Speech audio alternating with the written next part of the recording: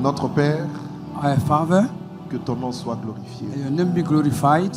Merci pour ce moment exceptionnel, Thank you for this exceptional moment. moment qui nous permet de nous mettre à part We allow us to set us apart, pour expérimenter ta gloire. to experience your glory. Que ton esprit vienne maintenant Let your spirit come now. et que ta grâce nous fasse du bien. Let your grace do us good. Change nos vies pour ta gloire, Change our life for your glory.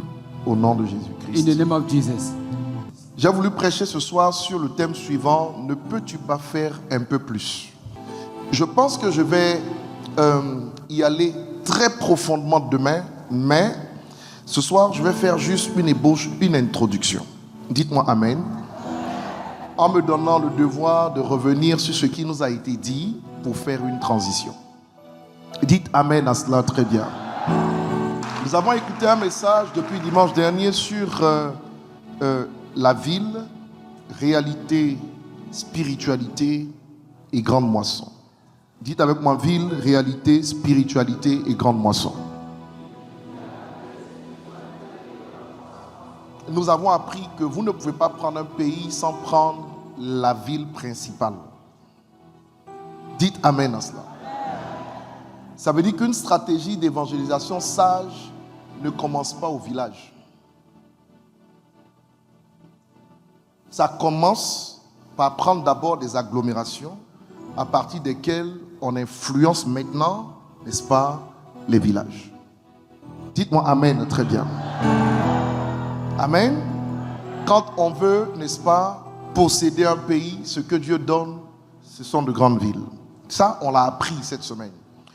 Aujourd'hui, je vais vous parler toujours de spiritualité liée aux villes, mais nous allons aller très vite déjà dans le livre de 2 Rois 13, les versets 14 à 20. On y va au compte de 3. 1, 2 et 3.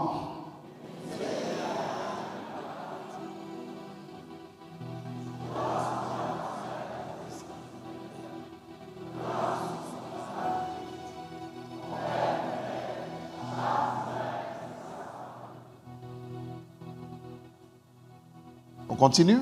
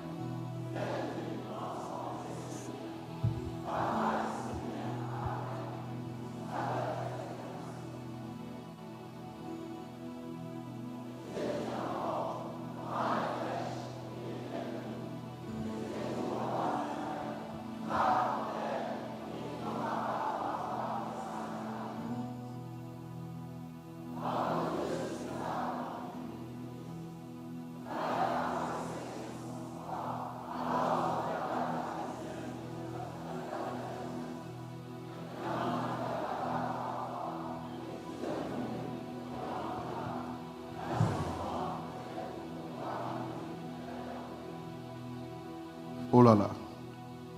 Dites Amen. Je vous donne un autre texte et on va se rasseoir. Marc chapitre 5 à partir du verset 1er. On y va tous ensemble.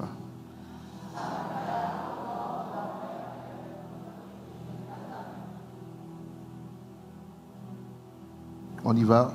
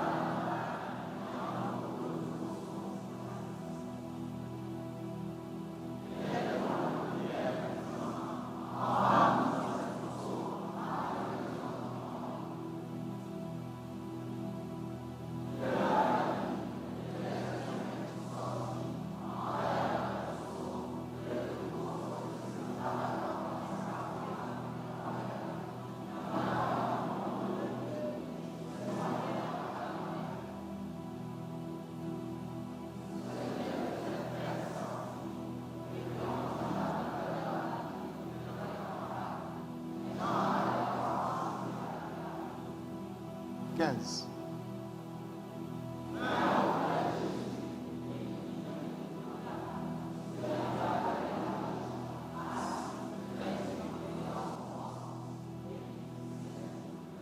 On acclame la parole de Dieu. Acclame bien, acclame fort.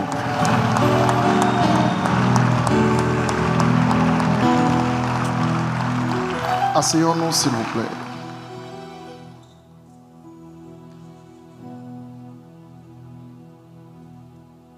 On a achevé hier en parlant de la spiritualité des villes, la spiritualité des territoires.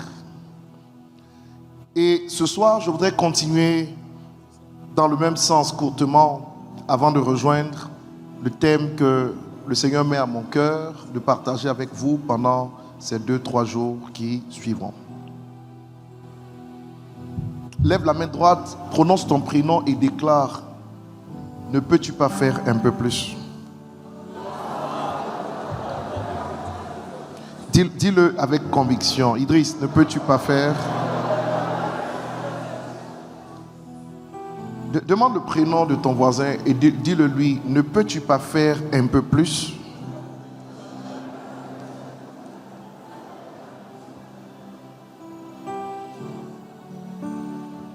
Alléluia. Alléluia. Élisée se retrouve avec le roi Joas, n'est-ce pas, pendant qu'il était en fin de vie. Et il demande à Joas, en ouvrant la fenêtre du côté de l'Orient, il lui demande de tirer des flèches.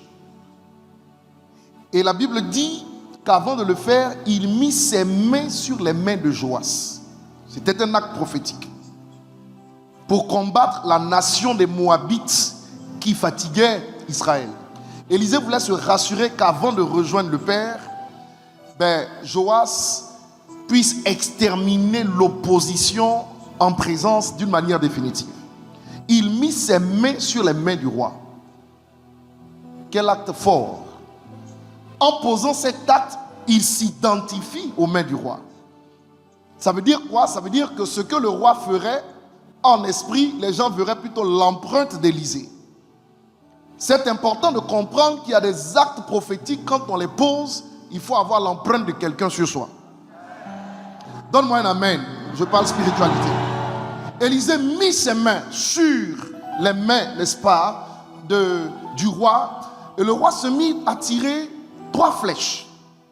Dis avec moi, 3 flèches. Et quand le prophète finit, n'est-ce pas, par constater que il a utilisé uniquement 3 flèches frappées à terre, le roi s'est énervé parce qu'il lui a dit: tu aurais pu le faire 5 ou 6 fois et tes ennemis auraient été exterminés définitivement. Tu aurais pu le faire. En d'autres termes, tu aurais pu faire un peu plus et tu serais sorti définitivement de cette souffrance. Dites amen que j'ai envie d'avancer. Vous savez, la vie est faite de cycles. Et parfois, pour pouvoir aboutir à des résultats miraculeux, il faut comprendre que Dieu s'appuie sur nos actes de foi. Dieu s'appuie sur ce que nous faisons pour qu'il y ait une réactivité dans le règne spirituel en notre faveur. Le roi a échoué en utilisant les flèches et en les tapant 3 fois.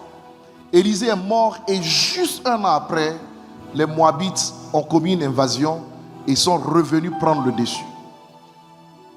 Lorsque je te demanderai de faire quelque chose à cette kadosh, fais-le à l'extrême et à l'excès. Parce que tu ne sais pas ce que tes actes vont produire dans le règne spirituel. Et je viens te dire que nous n'agirons pas comme Joas. Nous allons exterminer nos ennemis à cette kadosh. Donne-moi un amen qui monte ici, que j'ai envie d'aller plus loin. Nous n'allons pas frapper 3 fois, nous allons frapper 6 fois, nous allons frapper 9 fois, nous allons frapper 12 fois et nous aurons un résultat définitif. Dis amen que j'ai envie d'avancer maintenant. Vous savez, Notre Dieu est le Dieu qui est en accord avec le fait de travailler. Il est en accord avec le fait de produire des efforts. Nous avons aujourd'hui la Bible, qui est un rassemblement de livres saints. Mais en réalité, il y a des gens qui ont dû l'écrire. Et quand on regarde les évangiles, par exemple, Matthieu, Marc, Luc et Jean, je me suis rendu compte que Jean l'a écrit après. D'accord? Ça veut dire qu'il aurait pu se référer simplement à Matthieu, il aurait pu se référer à Luc, il aurait pu se référer à Marc et ne pas écrire. Il aurait pu juste avoir les références avant lui et ne rien faire. Mais vous êtes d'accord que Jean a écrit des choses que Matthieu n'a pas écrites, que Marc n'a pas eu à écrire, que Luc également n'a pas écrit. Et donc, Dieu lui a donné une particularité dans ses écritures en nous présentant Jésus comme étant la parole faite chair, comme étant la divinité, alors que Marc commence par l'humanité de Christ. Ça veut dire que Jean est allé un peu plus loin. Jean a fait un peu plus. Et c'est important qu'à cette Kadosh, on commence à développer cette mentalité. Cette année, je dois faire un peu plus. Je dois aller un peu plus loin. Je dois réaliser des choses que je n'ai pas encore réalisées.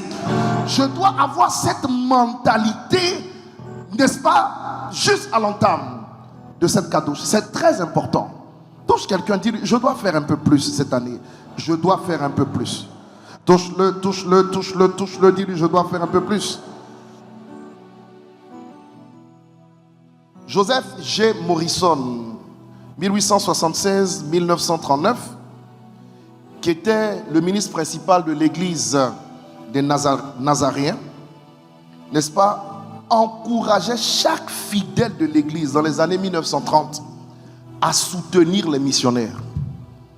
Il leur demandait chaque année de faire un effort supplémentaire pour venir en aide aux personnes envoyées en mission. Aujourd'hui, leur église a réussi à prendre le monde parce qu'il y a eu des gens qui étaient assis, qui écoutaient la parole, mais qui agissaient sur les instructions de leur leader.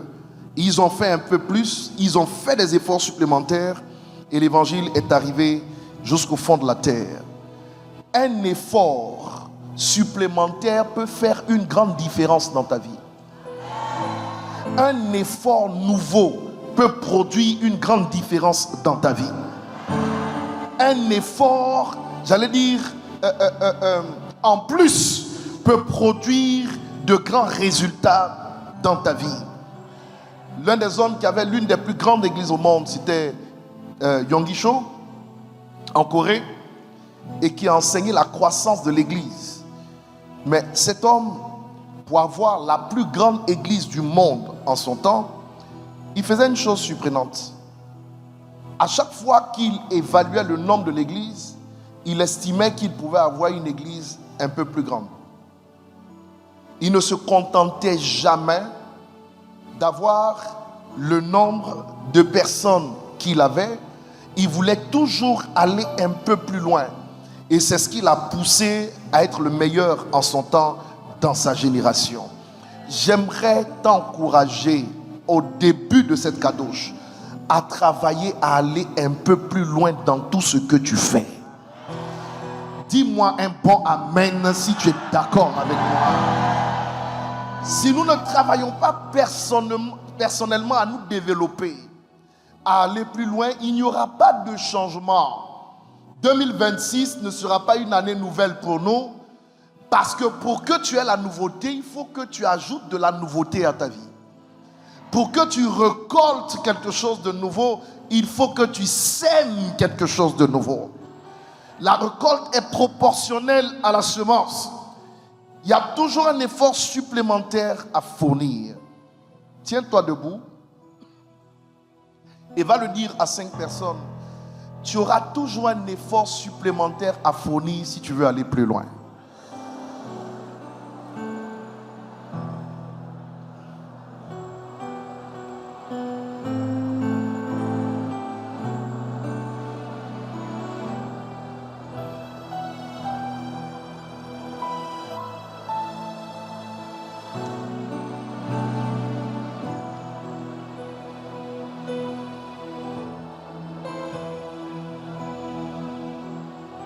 Juste 5 personnes.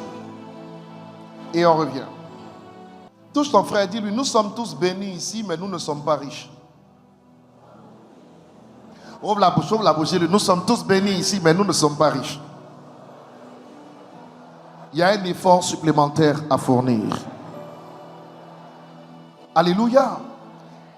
Vous ne pouvez pas vous contenter d'une forme de stabilité apparente.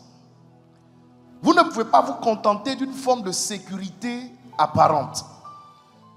Vous ne pouvez pas vous contenter d'avoir juste construit une cathédrale. Vous ne pouvez pas vous contenter d'être juste marié. Toute forme de bénédiction qui vient à toi peut partir comme c'est venu. Il faut que tu réalises cela avec profondeur et avec une compréhension, j'allais dire profonde. Tout ce qui est arrivé, tout ce qui est venu peut finir. Tout ce qui est né meurt. Tout ce qui est venu peut partir. Donc ne te crois pas en sécurité en arrêtant de produire des efforts pour continuer à progresser.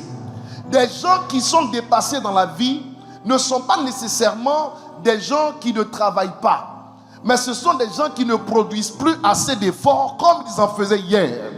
Ce sont les efforts d'hier qui t'ont mis là aujourd'hui. Et si tu veux aller plus loin, tu dois continuer à produire les mêmes efforts. Il n'y a que les morts qui ne produisent plus d'efforts.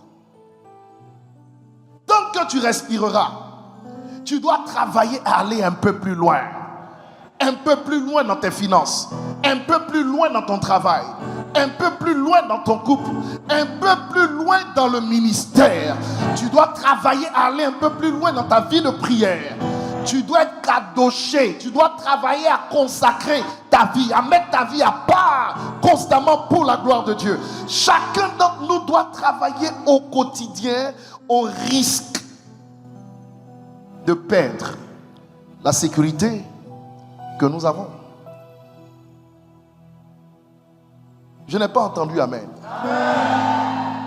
Touche quelqu'un, dis-lui, tu dois travailler un peu plus. Dis-lui, tu dois travailler encore un peu plus. Plus fort, tu dois travailler encore un peu plus. Alléluia. On ne gagne pas des âmes quand on est mort. On gagne des âmes quand on est vivant. Je suis allé, on a des références ici en Côte d'Ivoire. Je suis allé voir un jour Papa Dion, docteur Dion Robert. J'étais dans son bureau et il me montrait un peu son parcours. Lui, il a commencé officiellement en 75, officiellement. Mais je pense qu'il a dû commencer beaucoup plus tôt, vers 70, 71.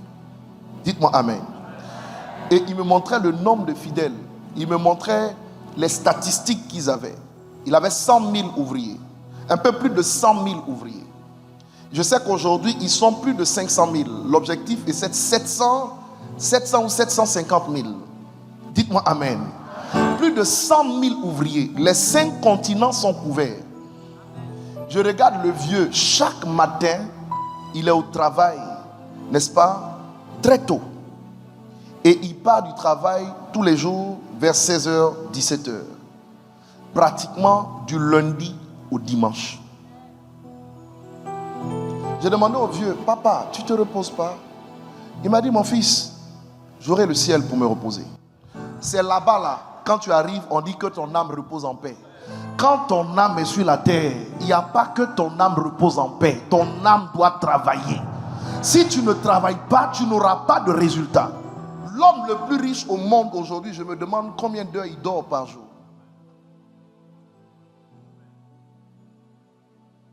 Je me demande, pendant que toi, qui n'as même pas 1 million dans ton compte, tu fais la sieste.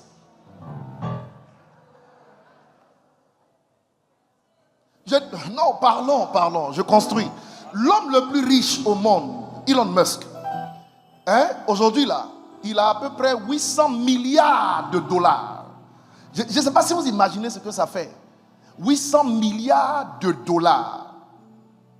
1 milliard de dollars, c'est à peu près 600 milliards de francs CFA. Lui, il a 800 milliards. C'est-à-dire, son argent à lui seul, n'est-ce pas, peut développer, je ne sais pas combien de pays réunis en même temps. Le monsieur là, Je lisais son histoire et ses entreprises étaient en train de descendre vers 2019-2020. Mais il ne dormait plus. D'une réunion à l'autre, il n'avait parfois que 2 ou 3 heures de temps de sommeil par jour. Et il n'avait pas le temps de rentrer à la maison pour dormir. Il dormait dans l'avion. On n'obtient pas des résultats pour les obtenir. Ce n'est pas parce que Dieu t'aime trop. Dieu ne fait exception de personne, il y a des règles. Ce n'est pas parce que Dieu t'aime trop, toi particulièrement, que tes résultats seront particulièrement, vous allez dire, positifs. Non. Il y a la loi du travail. Il faut semer l'extraordinaire pour avoir l'extraordinaire. Tu es là où tu es parce que tu n'as pas compris que tu dois faire un peu plus pour aller plus loin. Et moi, je veux qu'à cette Kadosh, dans tous les aspects de notre vie, nous apprenions à faire un peu plus pour aller plus loin pour la gloire de Dieu au nom de Jésus. Donne-moi un bon amen ici si tu es d'accord avec moi. Et lève la main, déclare, je ferai un peu plus cette année. Ce n'est pas assez fort, dis-le avec plus de révélation. Je sais que vous avez déjà construit une église, mais ça fait partie du passé. Je dois faire encore un peu plus en cette nouvelle année. Je sais que tu as gagné des âmes l'année dernière. Ça fait partie du passé. Je dois en gagner de nouvelles encore cette année pour la gloire de Dieu. Je dois faire un peu plus tous les jours pour que les résultats puissent changer. Je sais qu'on a organisé des croisades hier. On a pris de très grands stades. Mais aujourd'hui, je dois faire beaucoup plus qu'hier pour la gloire de Dieu. C'est seulement ceux qui ont cette mentalité-là qui arrivent à faire des exploits avec le Seigneur. Et je voudrais que tu commences Kadosh en conditionnant ton esprit à faire beaucoup plus cette année parce que Dieu veut te donner beaucoup plus.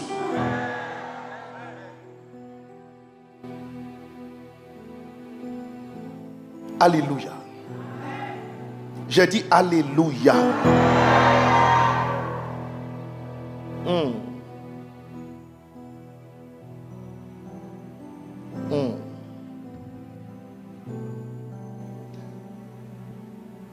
On a écouté ici, et ça je l'ai retenu, toutes les églises qui existent sur terre perdent des membres.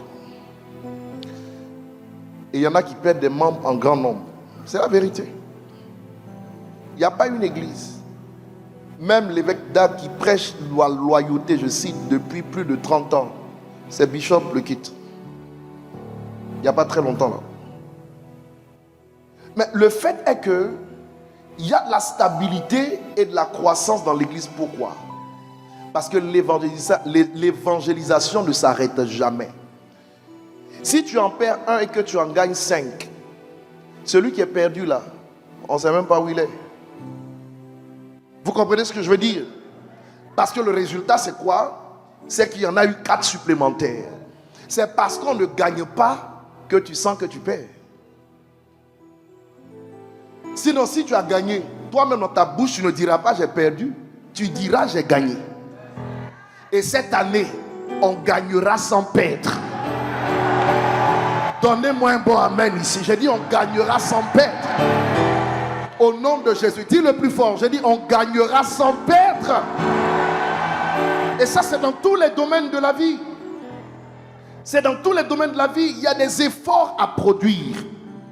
Il y a des efforts à produire. Mon ami, c'est important que tu comprennes que les efforts sont personnels. Tu dois les produire personnellement. Le prophète Tatou me disait, ah Bishop, à ton niveau là, tu vas à minuit, tu es là, tu es en train de prier comme ça, fort comme ça. Il dit, mon ami, c'est à moi que Dieu a confié l'œuvre. Je dois être à mon poste. Et c'est ça souvent ce qui pose problème. Parce que quand Dieu t'élève et que tu délègues certaines tâches, elles n'atteignent pas l'objectif. Parce que celui qui a la délégation n'a pas vu Dieu comme tu l'as vu, n'a pas entendu Dieu comme tu l'as entendu. Donc, il y a de la négligence qui se fait quelque part et puis les résultats ne sont pas atteints. Cette année, personne ne travaillera à ta place. Personne ne fera ce que toi tu dois faire. Tu dois te lever, prendre tes responsabilités et faire avancer le mouvement au nom de Jésus-Christ. Levez la main, déclarez, je vais faire beaucoup plus, beaucoup plus.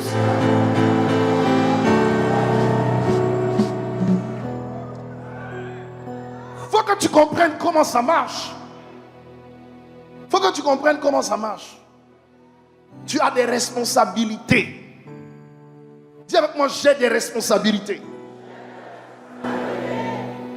Une servante ne peut pas laver les dessous de ton mari ou de ta... Elle va aller laver le caleçon de ton mari. Toi, tu as deux mains. Parce que tu as des ongles qui sont kilométriques. Tu ne peux pas prendre tes ongles pour aller mettre dans le caleçon de ton mari. Tu penses que ça, c'est le travail d'une servante. Même si tu la payes, ce n'est pas... Tu ne sais pas la spiritualité. C'est l'intimité de ton mari. Il y a de la spiritualité dedans. Quand ta femme est malade, homme, prends ses dessous, lave-les.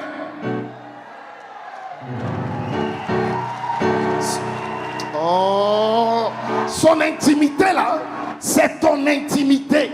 Tu ne peux pas laisser ça à n'importe qui. Il y a des choses qu'on ne confie pas aux autres. Il y a des réalités qu'on ne peut pas partager avec les autres, qui sont de notre responsabilité, et on doit produire l'effort. On doit faire ce que Dieu attend de nous. Je suis venu te dire cette année, si tu ne regardes pas les appelés, si tu ne regardes pas ceux qui arrivent, qui disent qu'ils sont serviteurs, si tu ne regardes pas les pasteurs assistants, et que tu te lèves en toute responsabilité pour faire ce que tu as à faire, l'église va avancer. C'est la paresse qui détruit l'œuvre.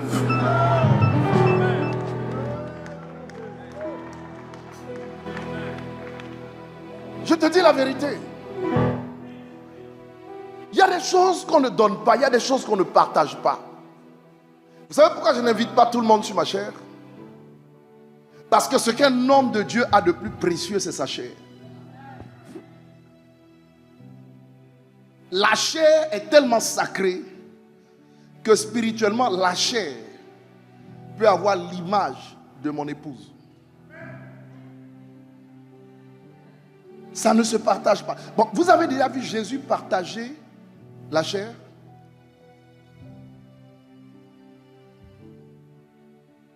Vous avez déjà vu un disciple de Jésus prêcher à sa place? Ça ne se partage pas. Dans le Nouveau Testament, Dieu nous a fait grâce. À partir de la dispensation des apôtres, il a créé 5 ministères et il nous a encouragés, n'est-ce pas, à travailler les uns avec les autres. D'accord? À l'image des 5 doigts de la main, pour qu'on ait une main de Dieu qui travaille dans la vie du peuple. C'est ce qui explique qu'on peut donner sa chair. Mais on ne la donne pas à tout le monde. On la donne à une personne qui a fait ses preuves et en qui on a confiance. Cette chair-là, quelqu'un m'a dit, je ne vais pas citer cette semaine, quelqu'un m'a appelé du Congo et m'a dit, Bishop Ouattara, quelqu'un qui passe sur ta chair, il est crédibilisé sur le plan mondial. J'ai reçu un appel. Il m'a dit, Bishop Ouattara, ta chair reçoit des sommités mondiales. Quand quelqu'un va se mettre là-bas pour prêcher, c'est comme si tu l'as mis au rang de l'archevêque Nicolas Duncan Williams. C'est comme si tu le mets au rang de Papa Mutombo, l'apôtre Mutombo. C'est comme si tu le mets au rang des sommités qui passent là. La personne devient crédible sur un plan mondial. Le prophète Tatou a dit quand il prêchait 20 invitations. C'est vrai ou c'est faux? Répondez-moi. Moi je sais ce que j'ai. Et je sais ce que je suis dans la francophonie. Ce que vous devez savoir, c'est que chacun d'entre nous là, Dieu nous a donné un travail à faire. Dis à quelqu'un, ton travail là, il ne faut pas donner à quelqu'un, c'est ton travail. C'est ce qui gâte à faire. Touche quelqu'un, dis-lui, ton travail, c'est ton travail.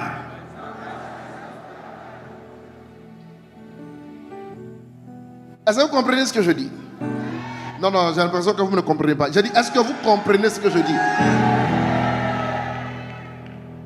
Alléluia. Il ne faut pas se tromper. Quand ça ne marche pas, il y a un effort supplémentaire à faire pour que ça marche. Je dis, quand ça ne marche pas, il y a un effort supplémentaire à faire pour que ça puisse marcher. Tout ce qui se gâte, et puis ça reste gâté là, c'est parce que les gens ne veulent plus faire d'efforts. Un mariage qui se gâte, c'est parce que les gens ne veulent plus faire d'efforts. Une église qui se gâte, c'est parce que les gens ne veulent plus faire d'efforts. Excusez-moi du terme. Même l'éducation de vos enfants, ça se gâte, c'est parce que vous ne voulez plus faire d'efforts. Dans la vie, là, tant que tu es animé par l'esprit de faire un peu plus, le diable ne peut pas avoir raison de toi. Parce que tu ne peux pas t'arrêter sur une mauvaise note, sur une mauvaise nouvelle. Tu as la responsabilité de changer les choses en ta faveur. Et quand ton esprit est conditionné par cette vérité, tu peux aller jusqu'au bout, payer tous les prix nécessaires pour avoir un résultat. Tu veux un nouveau résultat? Oui, c'est bien. Mais il faut comprendre que pour toute couronne que Dieu te donnera, tu auras un prix à payer. Il n'y a pas de couronne sans la croix. Il n'y a pas de couronne sans la croix. Réussite demande de la souffrance.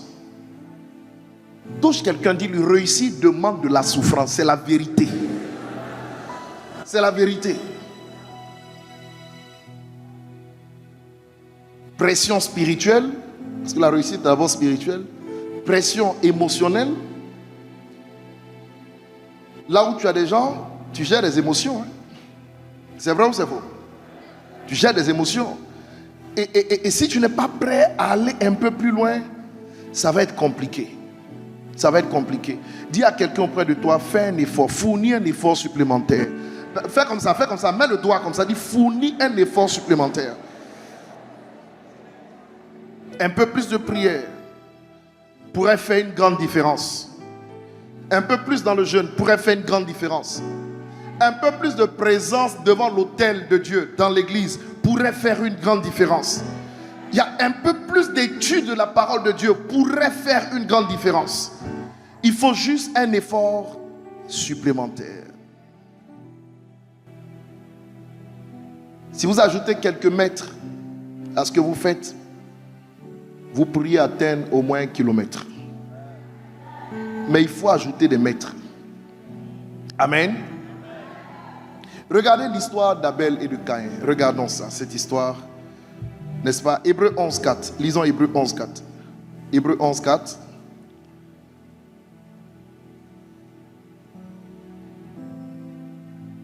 Restez assis et lisez l'histoire, s'il vous plaît.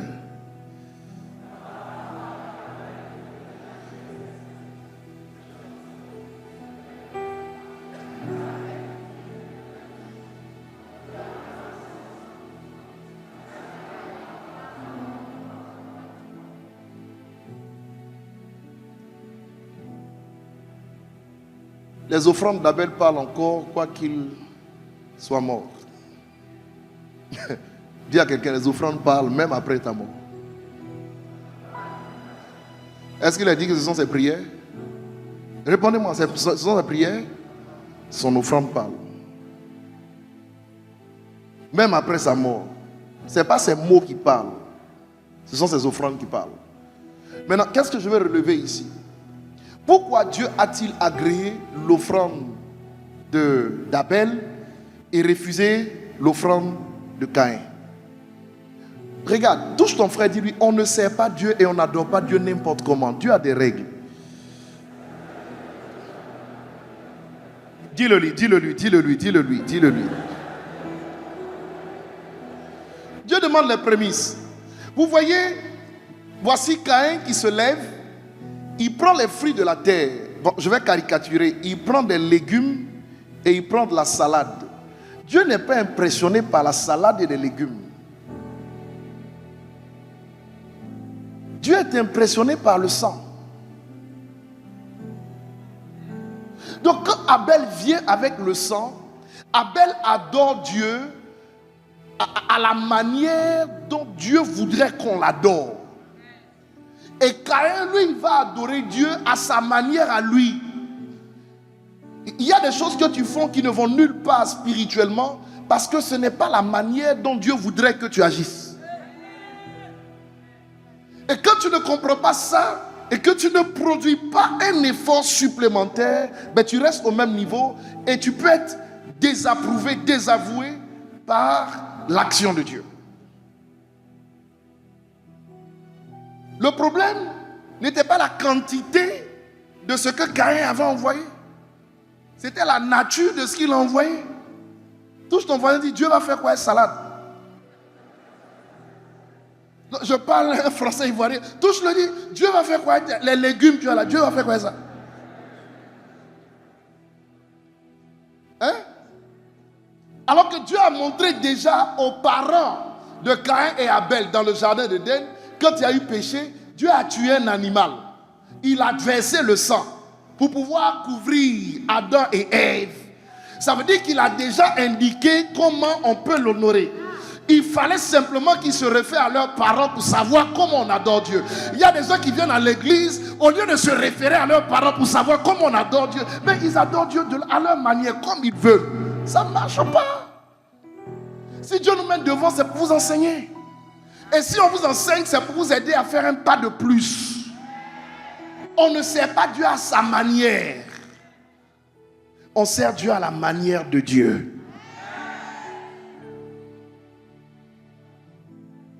Claque des doigts si tu es d'accord avec moi. Ce sont des choses qu'il faut comprendre. Ce sont des petites choses qu'il faut comprendre. Regardez, j'écoutais un pasteur qui a dit ceci. Il a un fidèle qui est venu le voir, qui est allé à l'hôpital. Et le médecin lui a dit qu'il va mourir très bientôt. Être médecin, ce n'est pas évident. Hein? Annoncer de telles nouvelles, ce n'est pas facile. Hein? Amen. Le médecin lui dit que tu vas décéder parce que tu es trop malade. Et tu ne peux pas être guéri. Il va trouver son pasteur, d'accord, pour dire à son pasteur qu'il est informé qu'il doit mourir bientôt. Et il dit à son pasteur que les médecins lui ont donné l'information. Alors il vient avec une très très très grande offrande qu'il va donner au pasteur. Il dit, pasteur, il faut que ça serve à l'évangélisation. Au moins, au travers de ça, j'aurai aussi gagné avec toi des âmes. Cette intention est malsaine. Pourquoi attendre de savoir que tu dois mourir pour que ton argent puisse servir à l'évangile? Vous voyez, je dis que cette intention est malsaine. Vous comprenez ce que je veux dire? Parce que s'il n'avait pas eu cette nouvelle, il ne l'aurait pas fait. Donc le pasteur lui a dit, garde ton argent. Tu en auras besoin pour payer les médicaments. Il a supplié le pasteur parce qu'il comprenait en fait que s'il partait dans cet état, il n'aurait rien au ciel. Mais il est enseigné sur les récompenses. Oui, il serait sauvé, mais aucune récompense. Et il a tellement insisté que finalement, le pasteur a accepté et a dirigé les fonds vers l'évangélisation.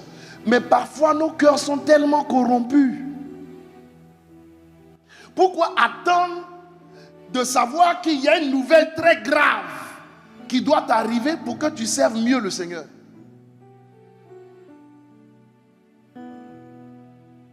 Regarde ton voisin, dis-lui, ne peux-tu pas faire un peu plus sans qu'il y ait de pression de mort? Ne peux-tu pas agir correctement?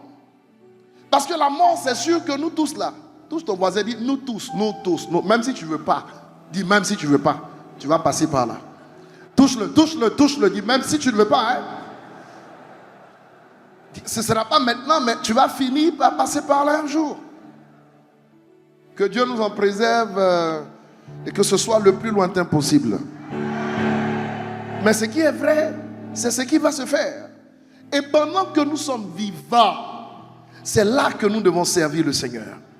Pendant que nous sommes vivants, c'est là que nous devons donner de notre meilleur pour glorifier Dieu, pour servir la cause du Seigneur. Faire un peu plus, c'est cet esprit-là. C'est cet esprit que je veux qu'on ait à Kadosh 2026. Je dois me surpasser. Je dois aller plus loin. Ma condition là, ça ne vaut rien. Il y a beaucoup plus. Je vais vous donner l'histoire de l'église de Laodicée, Et puis je vais terminer sur Marc 5. Avec Laodicée, donnez-moi Apocalypse 3, 17 et 18. Apocalypse 3. Apocalypse 3, 17 et 18. On peut le lire s'il vous plaît? Parce que tu dis...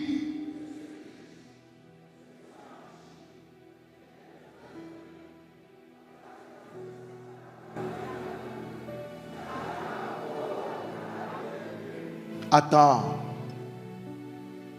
Si quelqu'un parmi vous ici dit qu'il est riche, je veux te dire que Dieu dit que tu es misérable.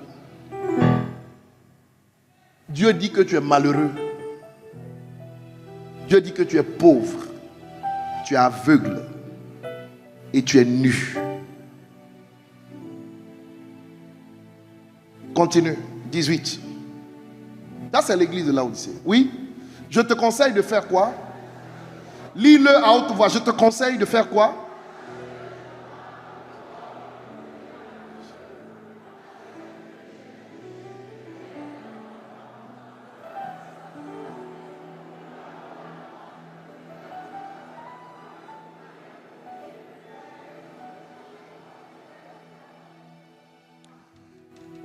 L'église de Laodicée était une église complaisante. Dieu les avait bénis. Et il disait qu'ils étaient riches. Mais pendant qu'ils voyaient leur richesse, d'accord, ils étaient tombés dans l'orgueil. Dans la pensée suivante, ils n'ont besoin de rien parce qu'ils sont bien. Non, dis à ton voisin, tu n'es pas bien. Ne dis pas, je n'ai besoin de rien. Tu as besoin de quelque chose de supplémentaire. Il faut que tu comprennes cette pensée-là. Et il faut que tu la comprennes bien. Il y a toujours un effort supplémentaire à fournir. Il n'est pas nécessaire de rester inactif. Parce qu'ils ont déclaré qu'ils étaient riches, ils sont restés dans l'inactivité. Dieu dit, vous êtes pauvres et vous êtes nus. Ça veut dire que vous n'avez... En plus, il dit, vous n'avez même pas... Vous êtes aveugles. Vous n'avez même pas les yeux pour voir comme je vois. Vous êtes devenus aveugles. Vous avez besoin de faire quoi? D'acheter quoi? De l'or éprouvé. Afin que vous deveniez riche. Donc celui qui dit qu'il est riche ne l'est même pas, mais il doit le devenir. Et pour le devenir, il faut acheter. Ça suppose que tu dois donner quelque chose pour recevoir. En Dieu. Et il faut acheter quoi? Il faut acheter de l'or éprouvé. Donc pour devenir riche, Dieu dit, tu dois être éprouvé. Sinon tu es pauvre. Vous n'aimez pas trop ça, hein? Dis à quelqu'un, l'épreuve est une monnaie qui rend riche.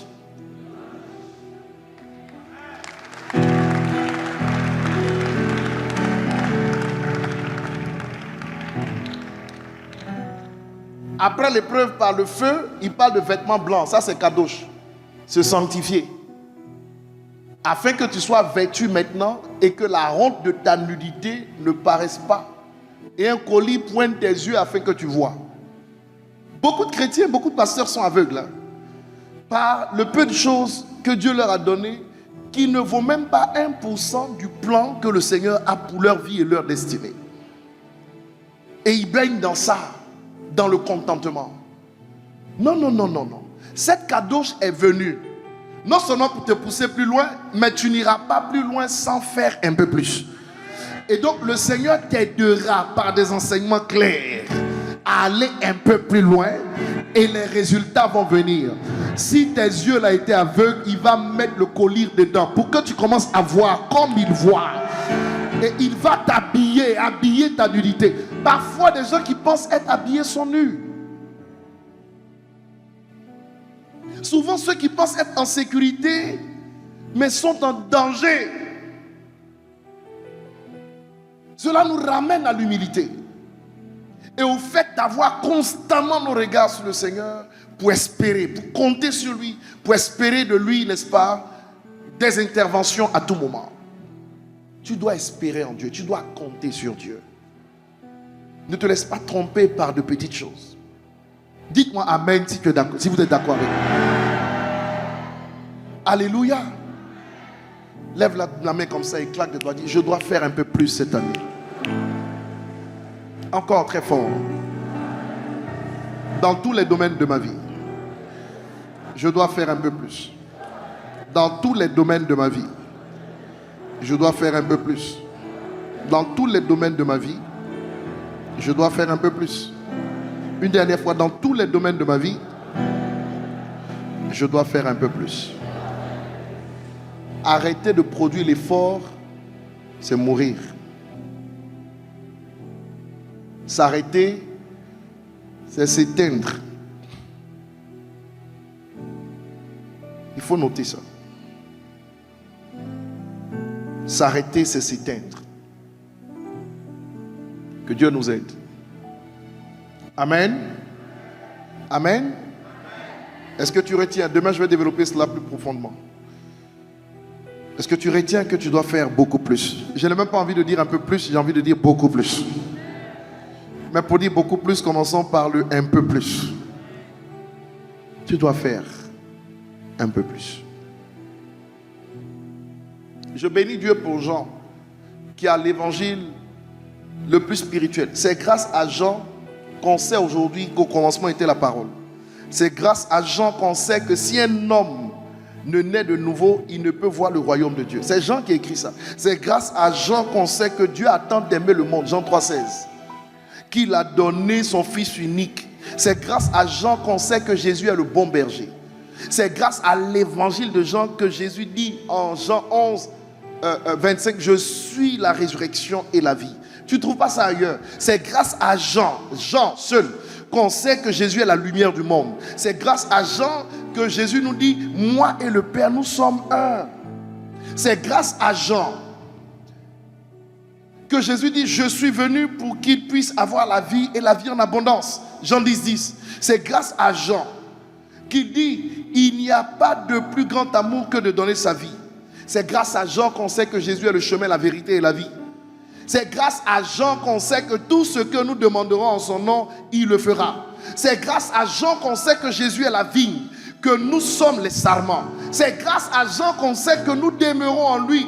Et si nous demeurons en lui et que ses paroles demeurent en nous, demandons tout ce que nous voudrons et cela nous sera accordé. Jean 15, 7. C'est grâce à Jean qu'on sait que si nous aimons Jésus-Christ, nous devons paître ses brebis.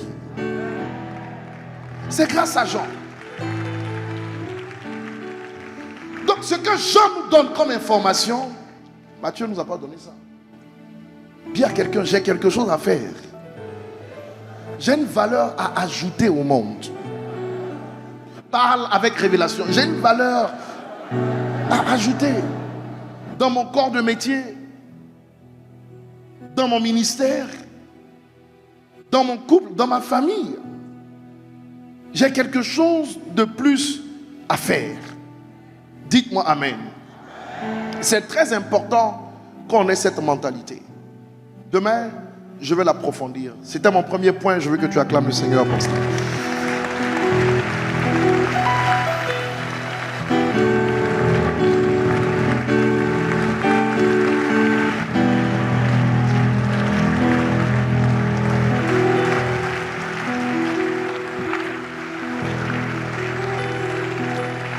Que Dieu vous bénisse. On peut se rasseoir. Mon deuxième et dernier point était normalement celui que je devais utiliser comme premier point. Dans la spiritualité, il n'y a pas un ordre linéaire. Il y a un ordre spirituel. Et vous êtes d'accord avec moi que le spirituel, c'est l'invisible. Tout ce qui est spirituel est dans l'invisible. Et c'est de l'invisible que vient le monde visible. Quand vous lisez Marc 4 au verset 35, Jésus est avec ses disciples et il leur dit, passons de l'autre bord. Quittons le territoire où nous sommes, d'accord? Quoi qu'ils étaient en Galilée. Il dit, allons-y au pays des Gadaréniens. Gadaréniens, Gadara. Ou si vous voulez, certaines versions disent Géranésiens. Dites-moi amen. Luc dit Géranésiens, Marc dit Gadaréniens. En Marc 4, 35, c'est là que tout part. Il dit, allons de l'autre bord. Il dit à ses disciples, prenons la barque ce même jour sur le soir, Jésus leur dit, passons à l'autre bord. Allons-y de l'autre côté de la rive. Et quand ils montent dans la barque, la Bible dit, dans cette barque, Jésus est endormi. Il doit quitter un territoire pour aller sur un autre territoire, pour aller dans une autre ville. Ok? On parlait de la spiritualité des villes. Et il dit, pour ce faire, pour entrer dans la ville où nous allons là, nous n'allons pas marcher, mais nous allons y aller en bateau. Donc pour atteindre le territoire des Gadaréniens, Jésus utilise un bateau. Pourquoi? Parce que Gadara est une ville et un territoire au bord de l'eau. Donc naturellement, il utilise le bateau parce que c'est le moyen le plus adéquat pour arriver au pays des Gadaréniens. Et dans ce bateau, la Bible dit, pendant qu'il dormait, le vent s'est levé. La tempête s'est levée. Vous connaissez parfaitement cette histoire. Et les disciples ont commencé à paniquer. Ils ont prié, ça n'a pas marché, ils l'ont réveillé. Et il s'est levé, il a calmé le vent, il a calmé la mer, il a calmé la tempête. Et ils sont arrivés à Gadara. À Gadara, quand il arrive, ça c'est le chapitre 5, et qu'il descend, il met les pieds, automatiquement il rencontre un fou. C'est le fou de Gadara. Ce dernier-là avait une possession démoniaque de plus de 6000 démons en lui. C'est ça une légion. Et qu'est-ce qui va se passer? Sans qu'il ne dise un mot, les esprits vont venir s'incliner automatiquement. J'ai été surpris de réaliser que les démons à Gadara sont venus vers Jésus sans que lui n'aille vers eux. Et ils se sont inclinés devant lui en lui disant, ne nous tourmente pas. Ok? Ce sont les premiers qui ont parlé parce qu'ils l'ont reconnu. La vraie question c'est, comment l'ont-ils reconnu lorsqu'il est arrivé à eux? J'ai une réponse à cela. Les esprits dans le fou ont rencontré Jésus avant qu'il ne soit sur le territoire de Gadara. Pourquoi? Je parle de spiritualité des villes parce que j'ai un acte à poser pour confirmer les paroles du prophète avant la fin de cette semaine. Pourquoi est-ce que je dis, n'est-ce pas, qu'ils ont dû le rencontrer avant? Chaque ville est organisée spirituellement avec des hôtels. Il y a des villes et des nations qui ont des hôtels dans le ciel, dans les constellations. Donnez-moi Abdias 4, verset 1, par exemple. Je fais ça vite, hein. Je vais rester juste sur Gadara, là. Donnez-moi Abdias 1, verset 4. Dites-le. Quand tu placerais ton nid aussi haut que celui de l'aigle, quand tu le placerais parmi les étoiles, placer le nid parmi les étoiles, c'est mettre un autel dans les étoiles. Quand tu placerais ton nid parmi les étoiles, je t'en précipiterai, dit l'Éternel. Voici comment Dieu parle, n'est-ce pas, à un roi pour ruiner le pouvoir qui le maintient sur son trône. Parce que l'autel qui soutenait son royaume était où? Dans les constellations, dans les étoiles. Ok? Mais quand on parle de Gadara, Gadara n'était pas géré par les étoiles. Gadara était géré par la porte des eaux. Donc Jésus-Christ, en se rendant à Gadara, utilise la porte spirituelle qui donne accès à la ville. Ce n'est pas la porte physique, c'est la porte spirituelle. Parce que dans le principe des portes, il existe aussi la porte des eaux. Vous avez ça avec Naoum 2, verset 7. Il est écrit quoi? Les portes des fleuves sont ouvertes et le palais s'écroule. Ça veut dire quoi? Ça veut dire que les fleuves ont des portes. La lagune a des portes, la mer a des portes, les rivières ont des portes. Le lac que Jésus a emprunté a des portes. Ok? Et sous les eaux, il y a des palais. Les villes qui sont dirigées par les eaux, les rois et les reines ne sont pas sur terre, Ils sont sous l'eau. Les ordres viennent de sous l'eau pour affecter la terre. C'est pourquoi si vous lisez la suite, vous allez voir. C'en est fait, elle est mise à nu, elle est amenée, ses servantes gémissent comme des colombes et se frappent la poitrine. Il y a des servantes en dessous de l'eau. Il y a une reine, il y a un roi. Donc, il y a des serviteurs, il y a des servantes. Il y a un palais. On est d'accord? Jésus passe, laissez cet aspect. Je ne suis pas à ce niveau-là. Jésus passe donc au niveau de la porte qui donne accès à la ville. Et nous avons appris que lorsqu'une porte grande est ouverte et que l'accès vous est donné, les ennemis sont nombreux. Donc, le vent, la tempête qui s'est levée contre Jésus dans la barque, là, venait d'où? Venait des ordres qui ont été donnés dans le palais sous les eaux qui commandaient l'accès à Gadara.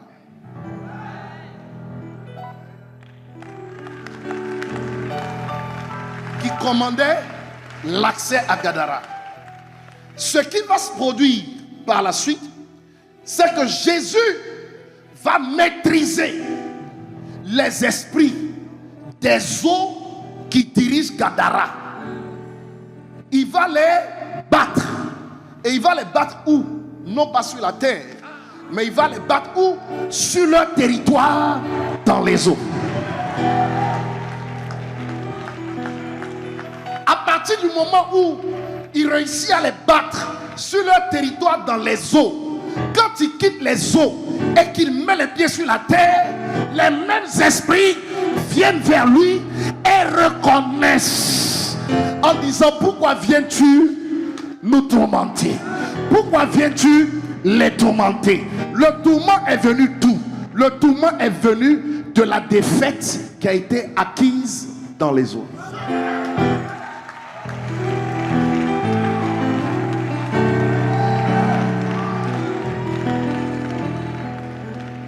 Toute ville dirigée par les eaux a sa spiritualité dans les eaux. La spiritualité d'Abidjan est dans les eaux. La spiritualité de Kinshasa est dans les eaux. La spiritualité de Lomé est dans les eaux. La spiritualité d'Accra. Écoutez-moi très bien. Écoutez-moi très bien. Parce qu'il a réussi à les vaincre. Quand il s'est présenté sur terre, ils sont venus s'incliner. Ok. Jésus fait quoi? On l'a entendu. Il exauce la prière des démons. Il chasse les esprits, ok, qui quittent le corps de l'humain et ils vont où? Dans le corps des animaux, des pourceaux, des porcs. Ils étaient 2000 porcs. 2000. Ils rentrent dans le corps des animaux. Mais la preuve que ces esprits-là étaient les esprits des eaux, c'est que quand ils sont rentrés dans le corps des animaux, ils ont pris les mêmes animaux là, et ils les ont ramenés où? Donnez-moi la réponse. Ils les ont ramenés où? Ils les ont ramenés dans quoi? Dans quoi? Dans les eaux. C'est pas ça? Et les animaux sont morts dans les eaux. 2000 morts dans les eaux. Pourquoi ont-ils ramené les animaux dans les eaux? Pourquoi Jésus ne les a-t-il pas chassés dans les lieux arides? Parce que ce ne sont pas des esprits qui viennent des lieux arides. Ce sont des esprits qui viennent des eaux. Ils ont demandé une seule chose: quitter un corps, entrer dans un animal. Jésus exauce la prière, ils prennent les animaux et ils retournent vers le palais d'où ils viennent, qui se retrouve où? Dans les eaux sur lesquelles Jésus est passé avec son bateau. Bien-aimé, bien-aimé, ceci indique la provenance de ces esprits. Donc la tempête qui s'était levée là, s'était levée parce que Jésus était en train d'aller dans une direction pour libérer un homme qui à lui seul était un autel qui dirigeait tout un territoire. En libérant cet homme, si vous lisez la suite du texte, le même homme est allé raconter dans tout le territoire ce que Jésus a fait. L'enjeu donc était d'arrêter Christ pour qu'il ne soit pas gagné de peur que tout le territoire ne soit sauvé. Donc cet homme était lui-même, au niveau des humains, la porte spirituelle de ce territoire.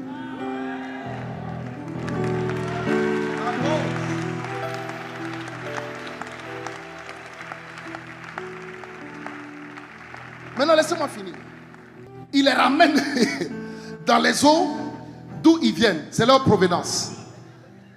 Maintenant, ce qui m'a dérangé dans ce texte, il y a deux choses. Quand ils sont venus se présenter au Seigneur, le Seigneur leur a posé la question de savoir qui êtes-vous. Dans la délivrance, on pose des questions aux démons. Et c'est eux qui ont dit qu'ils s'appellent Légion. Ok? 2.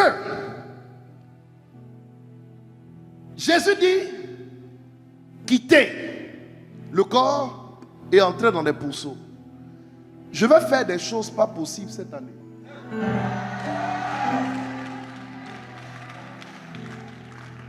Si des esprits doivent quitter un corps et refusent d'errer pour entrer dans un autre corps, je peux te dire cette année qu'il y a des esprits qui t'ont suivi là, que Dieu va enlever et puis il va envoyer dans le corps des animaux.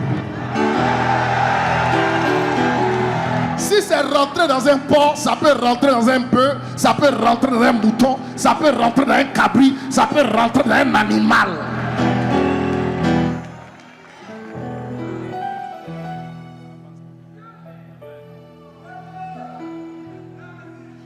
Pourvu que l'être humain soit libéré, pourvu que l'être humain soit délivré, pourvu que l'être humain soit sauvé, ta vie a plus de valeur qu'un animal, ta vie a plus de valeur que des animaux. Jésus a dirigé les esprits vers des animaux. Ce soir, je me tiens dans mon appel et je parle sur ta vie au nom de Jésus. Que tous les esprits qui te tourmentent, tous les esprits qui agissent contre tes intérêts soient dirigés vers des animaux au nom de Jésus-Christ. Donne-moi un amen meilleur que celui-là. Qu'ils soient dirigés vers des animaux. Il y a des esprits qu'on ne chasse pas sans leur donner des corps à posséder.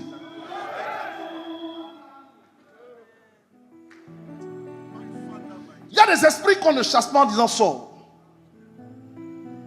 Mais on doit les transférer quelque part. Ça, c'est une dimension de la spiritualité que beaucoup de gens ne peuvent pas comprendre. On doit les transférer quelque part. Un jour, je priais pour quelqu'un qui était fou. Et puis, je n'avais pas les clés. Je priais, ça ne marchait pas. Et puis, le Seigneur m'a dit, écoute, celui-là, la clé de sa délivrance, c'est que tu dois transférer les esprits en lui. Dans un corps. Tu ne peux pas dire aux esprits, là, sors et rentre dans un autre corps humain. Tu dois transférer les esprits, là, dans le corps d'un animal. Il dit, Seigneur, on fait ça comment? Ça existe ça où? Il dit, prends ta Bible, prends Marc chapitre 5. Moi, j'ai fait ça.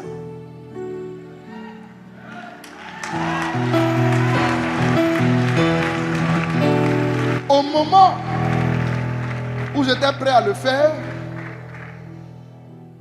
celui à qui je devais faire ça n'était plus là. Au moment où Dieu m'a donné la clé de sa délivrance, il n'était plus sur la terre de sa délivrance.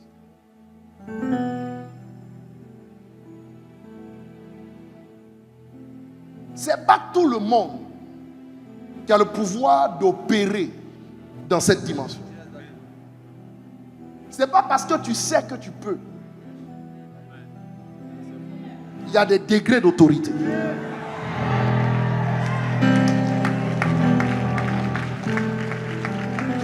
Il y a des dimensions où tu peux savoir, mais sans avoir le pouvoir de le faire. Vous comprenez ce que je suis en train de dire? J'ai dit cette année, il n'y a pas une délivrance pour laquelle tu as soupiré depuis ta naissance, à laquelle tu n'aboutiras pas au nom de Jésus-Christ. Je Je n'aime pas la manière dont tu donnes un amen ici. Il n'y en a pas. Mon Dieu va te libérer de tout.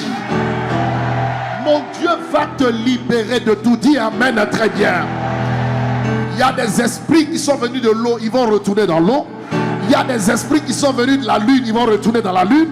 Il y a des esprits qui sont venus des constellations, ils vont retourner dans les constellations. Ils vont retourner pourvu que tu sois libéré. Et je termine en vous disant cette dernière vérité. Vas-y. Ce qui m'a choqué dans ce texte, c'est que j'ai compris l'enjeu du combat de ces démons. Pas leurs intentions, leur enjeu. Quand il y a un combat dans ta vie, là, il y a deux dimensions que le combat revêt. Il y a l'intention qui est la pensée apparente. Et puis il y a l'enjeu qui est la pensée secrète. Si tu te limites à l'intention, tu ne vas pas loin. C'est l'enjeu que tu dois découvrir. Et quand j'ai découvert l'enjeu, j'ai été choqué. J'ai été choqué. Ils ont dit, ne nous renvoie pas ailleurs. Ne les renvoie pas ailleurs. Ils disent, mets-les dans les pourceaux. Ils les mettent dans les pourceaux et eux, ils retournent d'où ils viennent. Quand ils sont retournés dans les eaux, n'est-ce pas? Est-ce qu'ils n'étaient toujours pas sur leur territoire? Réponds-moi. J'ai dit, quand ils sont retournés dans les eaux là, c'est pas de là ils viennent. C'est pas à partir de là qu'ils maîtrisent la ville. Ils sont retournés à leur quartier général. C'est pas ça? En quoi ont-ils été chassés de la ville?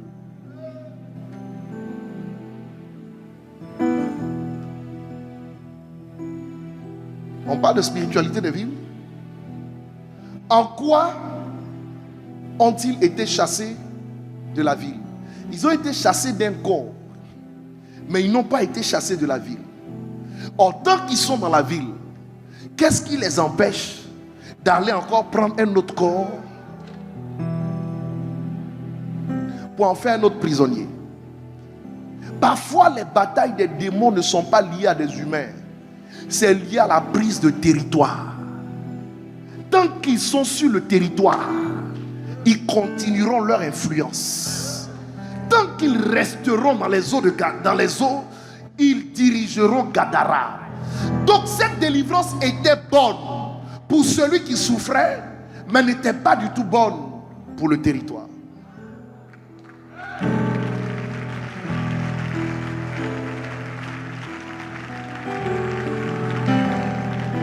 À cette Kadosh, il y a des territoires que nous devons libérer. Ce n'est pas des zones seulement. Oh, je n'entends pas un amen très bien. Il y a des territoires que nous devons libérer. Il y a des territoires que nous devons prendre. Tu vas emprunter la porte des eaux. Tu vas vaincre les esprits des eaux dans les eaux. Et tu vas gagner tes batailles sur la terre. Tu vas gagner tes batailles dans les constellations. Tu vas gagner tes batailles dans les forêts sacrées. Tu vas gagner tes batailles parce que tu auras les clés.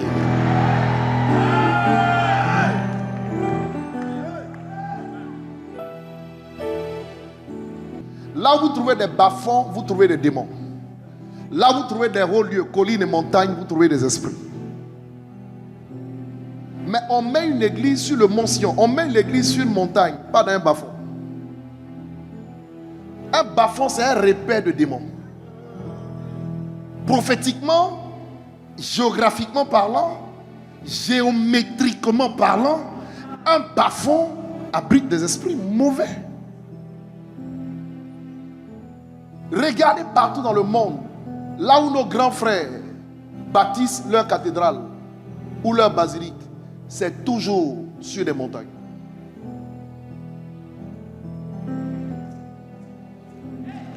On ne met pas une église n'importe où. Je n'entends pas amen à ça.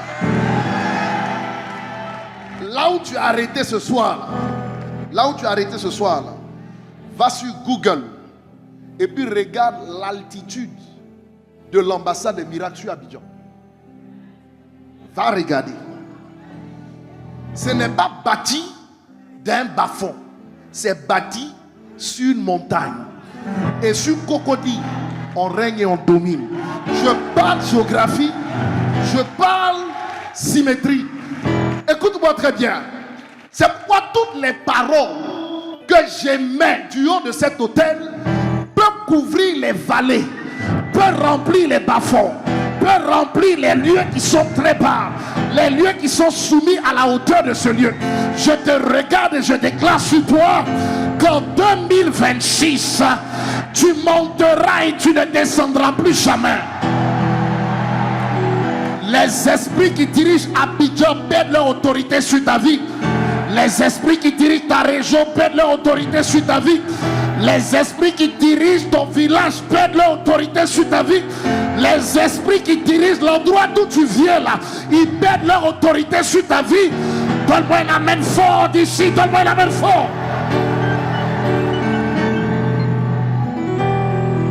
Ils perdent leur autorité. Donc le combat a deux dimensions. Il y a la bataille que tu gagnes sur les démons, mais il y a la bataille que tu dois gagner sur le territoire. Si tu gagnes la bataille sur les démons et tu ne gagnes pas la bataille du territoire, tu seras malmené et tu vas souffrir. Si tu gagnes la bataille du territoire, alors tout ce qui est dans le territoire s'inclinera devant toi. Et cette année, que les entités de ce pays s'inclinent devant le nom de Jésus que nous portons. Que les entités démoniaques de la Côte d'Ivoire s'inclinent devant le nom de Jésus que nous portons. Aucun vent ne te fera tomber. Aucune tempête n'aura raison de toi. D'ailleurs, ce soir, j'annonce que la tempête va s'arrêter. J'annonce que le vent va s'arrêter. La tempête qui frustre, la tempête meurtrière, les vents de destruction, je les mets en déroute au nom de Jésus-Christ. Si les vents sont des esprits, les vents peuvent être mis en déroute. Ils ne rentreront pas dans ta maison. Aucun malheur ne rentrera chez toi. Aucun fléau n'approchera de ta tente.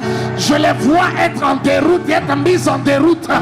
Donne-moi un amen vers cet autel et reçois la grâce. Ça ne marchera pas contre toi. Tu ne seras pas avalé par les eaux. Tu ne seras pas avalé par la sorcellerie. Tu ne seras pas avalé par les esprits de famille. Tu ne seras pas avalé par les hôtels de famille. C'est une saison nouvelle. Il y a des territoires à prendre. Il y a des vies à libérer. Tu dois entrer dans tes promesses parce que Dieu en a décidé ainsi.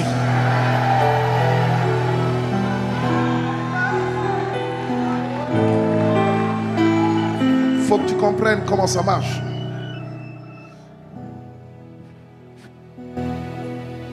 Je peux faire la délivrance d'un homme,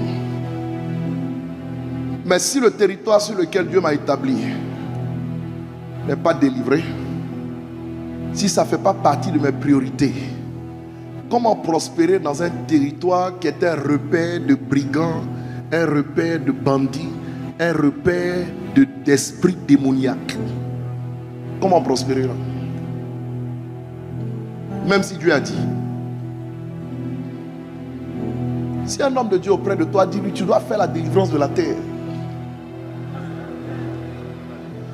Tu ne parles pas bien là.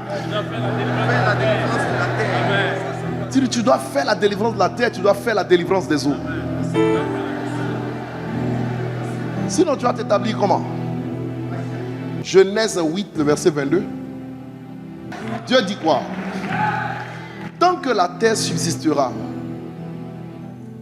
il y a des principes qui s'arrêteront jamais. Tant que la terre sera vivante. Parmi ces principes, il parle des semences et des moissons. Il parle du froid et de la chaleur, de l'été et de l'hiver. Mais il parle du jour et de la nuit. Le jour, c'est le soleil, et la nuit, c'est la lune.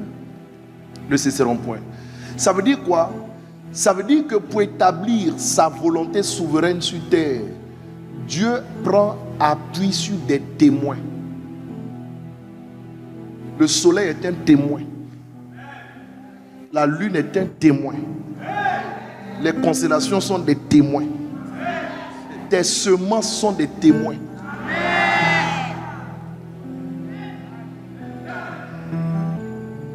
C'est pourquoi Hébreu dit que c'est l'offrande d'Abel qui parle, même malgré le fait qu'il soit mort. Pourquoi ça parle? Parce que c'est un témoin. Dans la spiritualité, Dieu fonctionne en prenant appui sur des témoins.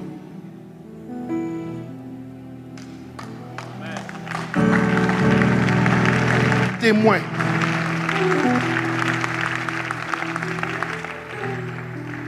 Bien-aimé, vaincre des esprits, c'est bien. Prendre des territoires, c'est mieux.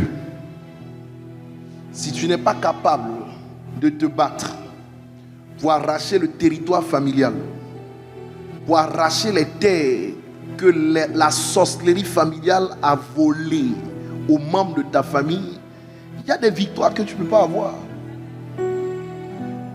Il y a des choses qu'on vit parce qu'on est sur un territoire. La loi de l'environnement. Tu dois assainir ton environnement. Tu dois reposséder ce que le diable a volé. On doit aller à la conquête. Cette année est une année de conquête. Il n'y a pas de grande moisson sans grande récolte. Et il n'y a pas de grande récolte sans conquête. Tu vas récolter ce que tu vas prendre. Il faut que tu aies l'esprit du combat. C'est ce que je suis venu te dire ce soir.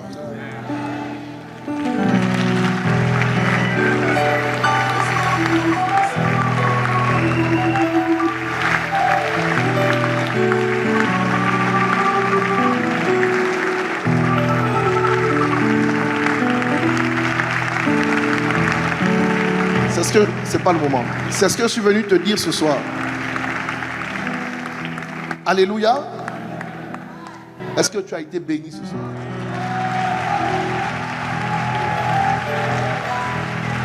J'ai dit, est-ce que tu as été béni ce soir?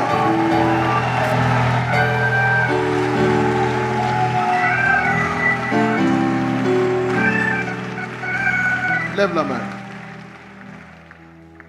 Déclare avec moi, Seigneur, ta parole est la vérité. Elle ne souffre d'aucun mensonge. Je te rends grâce pour cette révélation